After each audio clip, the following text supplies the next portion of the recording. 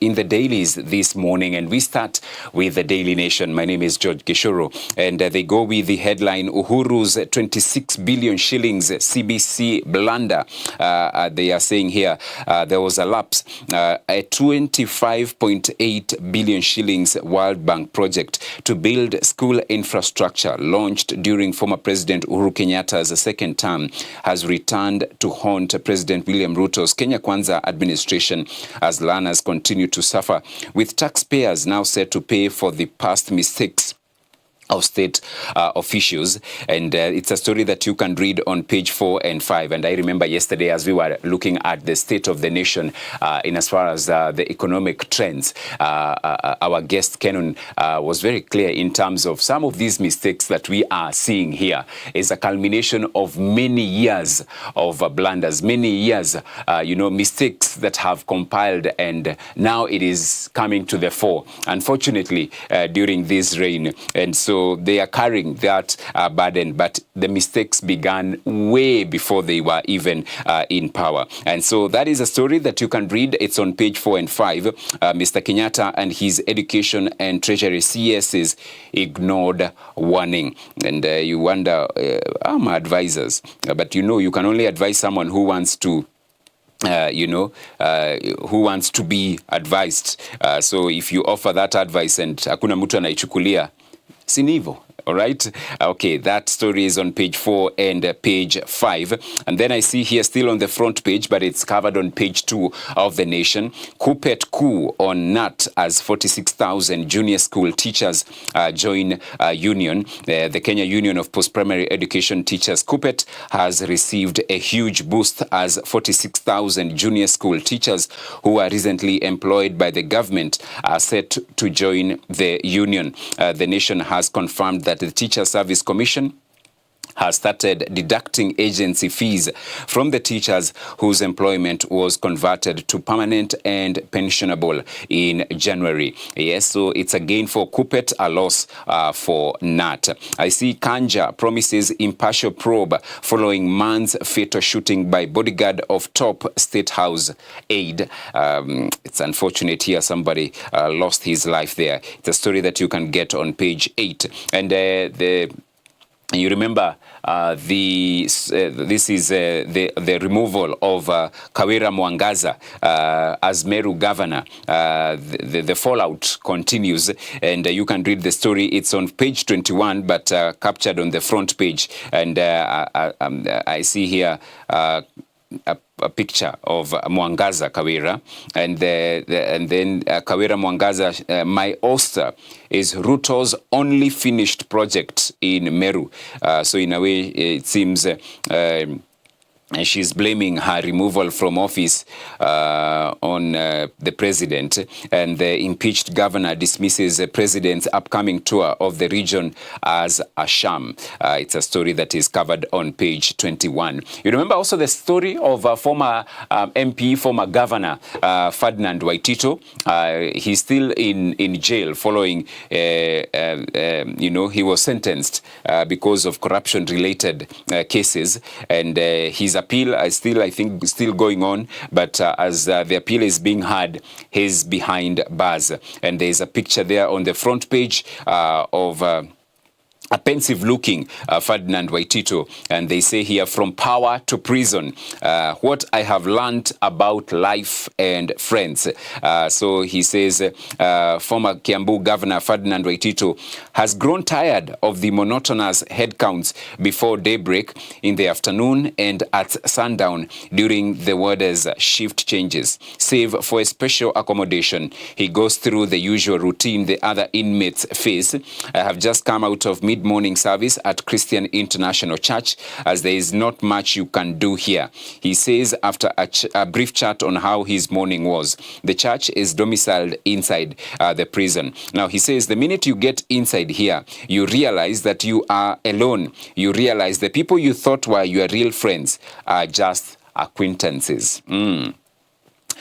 That's the story of Ferdinand Waitito, and the story is covered on page 3 inside the Daily Nation, and Waitito has filed a fresh application seeking to be released on bond pending his appeal against a 12-year jail term. And you can read that story inside the Nation. And then, of course, yesterday was a big day as the interviews for the IBC chair began. And the IBC interviews Nyachae, Amadi, Lorot, and Ngeywa face panel. They were grilled yesterday by the Dr. Nelson Makanda-led selection panel, and this is in a bid to pick the next IBC, chair and commissioners who will serve, replacing the late Chebukati's IBC. So let's see the interviews continue today.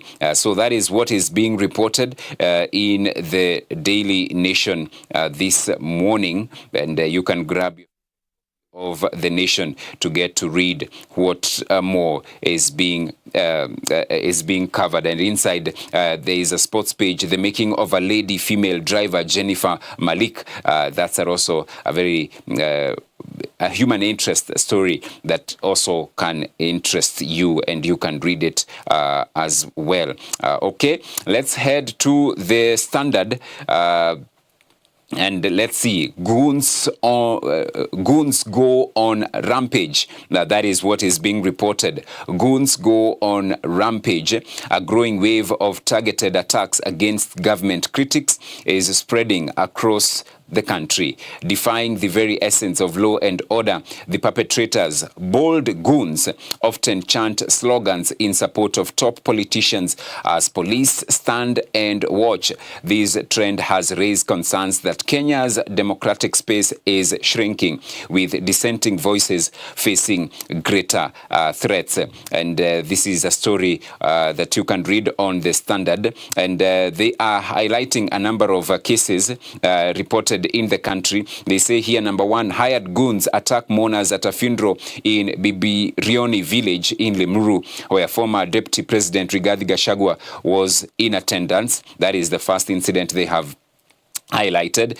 The second one is what happened was planned. They took advantage because they knew I would come. The moment I entered, someone warned me at the gate. That is Peter Salasia, the Mumias East MP, who was attacked during at the Nyayo National Stadium during the Harambee Stars encounter. And then I see the third one here, supporters of ex-Mungeke leader Maina Njenga, when they stormed and disrupted a prayer meeting convened by Pastor Dorcas Rigathi at Kamukunji grounds in Nyeri. That is a story that is also highlighted. And they are saying this is a national threat, which I agree. Political intolerance is not something you would want to see. And Musalia Mudavadi here saying we won't always agree, and that is okay, but respect, dialogue, and unity must remain non-negotiable. If we let division win, we risk tearing down everything we hope to build. And then I see Rigathi Gachagua, former deputy president. This is a very sad state of affairs and a major low for the state, which was clearly complicit in these actions. George Natembea, on his part, the Trans Nzoia governor, those hiring goons to attack government critics are doing so because they are serving their stomachs and not Kenyans. They are wasting their time. Even if we were to go silent, others would rise to take our place. And I hope and I pray that even as we continue, and even as a build-up to the elections, we will not see this, escalating and reaching levels that we cannot be able to contain as a nation. Right. I see here, court exposes Athi House land scam. It's a story that is on page 6 and 7. Read that story on what happens at Athi House in as far as land transactions are concerned. The business section, U.S. warns on Kenya's food security. What could be happening. Read that warning issued by the states. It's on the business section on page 33. And Then also I see the sports page here. Drivers Tundo Wahome lift ARC flag. It's on the sports page segment of the Standard. And so you can read that as well. And then the DN2 pullout, the Financial Standard is the pullout today inside the Standard. KTDA's fresh bid to boost cash for farmers. The income plan after a prolonged period of leadership wrangles, a new team led by Chairman Shege Kerundi has vowed to reorganize the agency and innovate the increased revenue for smallholders. Will it surmount the historical challenges? That is the question. It's on page 24 and 25. That is the pullout Financial Standard. And there was a very interesting story yesterday when Charles Nyachai appeared before the vetting committee. He's seeking to be the chair of the IEBC, and he said that he actually quit. He was a judge of the regional of a regional East African regional court, and he said, "I quit from the regional court over unfair 258,000 shillings salary." That is inside. What is it called? Inside the Standard as well. Very interesting story. Okay. Wacha tuangalie Business Daily. What are they reporting this morning? Treasury to repay 114 billion shillings loans with Eurobond cash. Syndicated loans due for repayment in September and October. Mbadi keen on getting expensive debt off exchequer books. And so the Treasury will be paying that loan with the Eurobond cash. I also see here KCB Group buys 75% stake in ex-FKF boss fintech firm. Read that KCB Group has inked an agreement to acquire a majority stake in an IT firm associated with former Football Kenya Federation President Nick Mwendwa in a deal insider said will be worth about 2 billion shillings. Wow, some good amounts there. Read that as well on the front page. US says red tape leaks hurting Kenya's financial crimes fight. Trans-Century taps KPMG in Equity Bank debt restructure plan. And Nairobi's prime go down rents flat on manufacturing woes.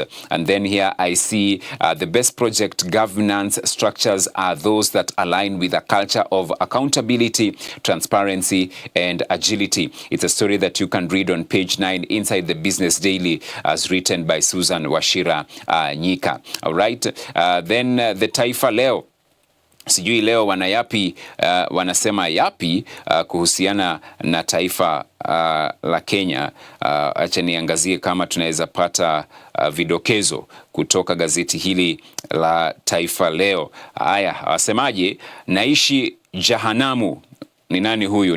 Ni aliyekuwa gavana Ferdinand Waitito. Mateso, mahabusu Waitito ambaye anaishi na wafungwa wengine 5,000 asema maisha ya jela ya Kamiti ni sawa na na moto wa jahanamu. Asimulia anavyotembelewa na wakora waliovaa vizuri wakidai wana ushawishi wa kumpa uhuru ila kwa mamilioni ya pesa. Alright. Pia naona hapa mlinzi wa Hussein apiga raia risasi 7.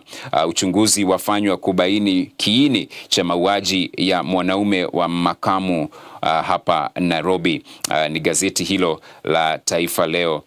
Soma zaidi uweze kuelewa ni yapi yanayoendelea. And that is what's being reported in the dailies. And so a lot is happening from the grassroots to the county level to the national level. So when we get to read these stories, we also get to know what's happening. And then number 2, as believers, we get to know how to pray. When you are praying for the nation, get to know how to pray for the nation. Right about now, let us tuzame kidogo, and this is to pave way for the video of the day. See you in a short while.